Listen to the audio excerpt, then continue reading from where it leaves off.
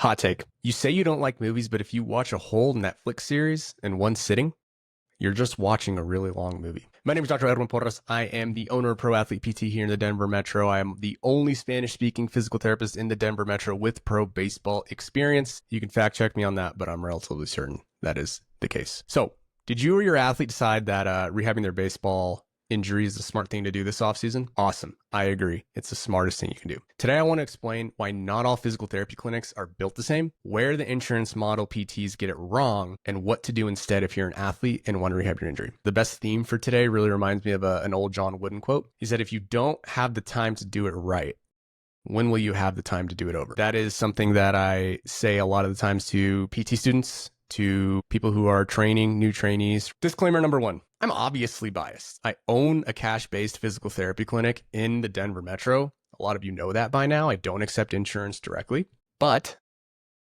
we do have a 90% success rate rehabbing baseball injuries. But I am biased. Disclaimer number two, some athletes find really good success with an insurance-based PT. I don't want to, with a broad brush, and say these are the people, these people are evil and they can't help athletes. That's not what I'm trying to say. I'm just saying most of the time, that's not the case. And disclaimer number three, when I mention insurance-based physical therapists or insurance-based physical therapy clinics, really what I'm talking about is the suits, the people who run these places, the people who burn our physical therapists, our young physical therapists out, who make them see 15, 20, 25 patients a day. I'm not talking about the physical therapists specifically because they just need a paycheck. And I understand that they come out with a lot of student loans. I'm not trying to paint the physical therapists as people who are evil themselves. They're not. And most of the time, it's not that they're bad PTs at all. Most of the times it's they just don't have the time, number one, and the resources, number two, to help athletes. Okay, so those are all my disclaimers. I think the best way to explain this scenario or this episode is with a conversation that I had again this week, because we have it a lot. And it's with the story. Right? So I'm going to change the guy's name, but the story actually happened. And this is a very common story. It happens all the time to us. I'm going to tell you the story of Jebediah. Jebediah is a pitcher, and Jebediah hurt his shoulder. So what did Jebediah do? Well, Jebediah did what anybody would do. Jebediah went to the orthopedic doc. When he did that, he waited in the waiting room for about an hour. Then he went back and got an x-ray. X-ray came back normal, but for some reason, the doc said, hey, you've got little league shoulder. So Jebediah continued on, and he was told that the order was to stop throwing a baseball and to go to physical therapy. So Jebediah Googled a physical therapist, and he found one. And on their website, they claim to work with athletes, and they take his insurance. Awesome. So Jebediah goes to this physical therapy clinic. He walks in, and they're playing today's hits and a mixture of a little bit of classic rock in the crowded waiting room. So he's sitting there waiting for his PT. PT walks in, and the PT's wearing these thick-soled running shoes. They have on a polo, and they have on these Nike golf slacks. And the PT says, hey, my name's so-and-so. They get to talking a little. Jebediah learned that the PT just graduated this year. So they walk back together, and even though the website said that they see athletes, Jebediah noticed most of these people look like my grandparents' age, or like they could be retired. So as they start to talk, Jebediah and the PT, there's no talk of Jebediah's fastball velo. They didn't talk about how many innings he was built up to. They didn't ask if he was a starter or a reliever. Is he a two-way player? Is he a PO? They didn't do any of that. But anyway, they continued. As they continued, when the PT took a look at the shoulder, he just used his hands. No tech. He pushed, he pulled, he poked. And the PT said to Jebediah, man, you're really weak. And Jebediah thought to himself, I don't know how you know that without actually taking some data, but okay.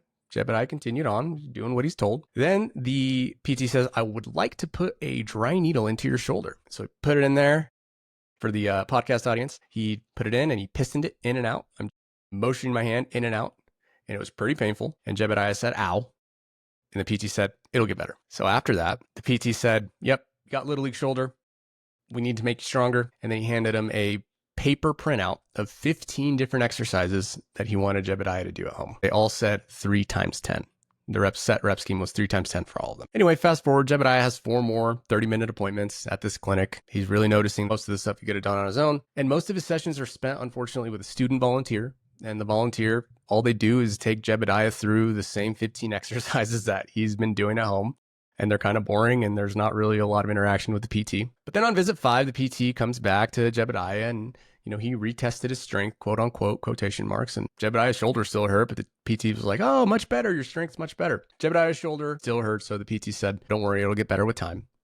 And Jebediah gets another printout, and the printout says throwers 10 on it or something like that. And since he's just assuming that he's good to throw, Jebediah, a few days later, tried to throw. And guess what happened? His arm still hurt. It was worse this time. This is an actual story. The only thing different from the story was the name, and we hear this a lot. How often do we hear this story? Well, it's like deja vu to us because a whopping 33%, actually 32.8% of our athletes come to Pro Athlete PT as second opinions. So 1 out of every 3 athletes and families that we see, they come to us after putting in real time, real money into an injury. And a lot of the times, unfortunately, they come to us after they've tried using an insurance-based PT. But it fails. Now, here's the flip side. At Pro Athlete PT, we have a 90% success rate rehabbing baseball players. 90% success rate. Now, it's not that we know everything. We definitely don't. It's not that we have all the answers. We definitely don't. We can't fix everybody. But number one, players come to us and they're invested. That's the biggest part. And we talk about that on the investment. And we say if we're a mutual fit is always our classic line, because sometimes we get athletes that aren't a fit. If you don't want to put in the work, we're not a fit. Why else are we successful? It's because we do everything that, we do the opposite of what every insurance-based PT or almost every insurance-based PT, model does. So if you go to an insurance-based PT, here's what you're probably going to see.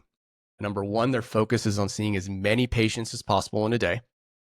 Number two, the physical therapists have little or no experience at all rehabbing athletes, or they have no training in rehabbing athletes. Most of the sessions are 30 minutes and, 10 minutes of the time. So in many of these places, you start on heat or ice. Like, ice, seriously. And then just sort of like with Jebediah's story, a lot of the times these students, either student PTs or even college students, are just leading these patients through their exercises so the PT can get to the next patient. There's no focus on what caused the injury, right? There's no focus on even having a conversation about what are your risk factors. There's no tech to find objective data. Everything's just manual stuff. There's no video breakdown of throws. There's no video breakdown of your swing. No personalized return to throw or return to hitting program, return to running program. There's no focus on sleep, nutrition, diet, and very unsurprisingly, they have a much lower success rate. That's why 32.8% of them end up with us. So everything I just said is the exact opposite of how we operate at Pro Athlete PT. That's why so many athletes have trusted us. And that's why so many athletes, I'll be honest, they leave us good reviews. And I don't want to sit here and just glaze over what we built at Pro Athlete PT, but we are different. I put out a lot of content for the last year, and I've never tried not to glaze about how good our process is, but I do believe in our process 100%. There's no better time to fix your baseball injury than now, between August in January. And so even if you don't work with us, we're begging you to fix your injury if you're still dealing with it. But if you need help finding a good PT, reach out to us. Even if you don't work with us, our mission is to help athletes achieve all their goals. And that's what we want to do.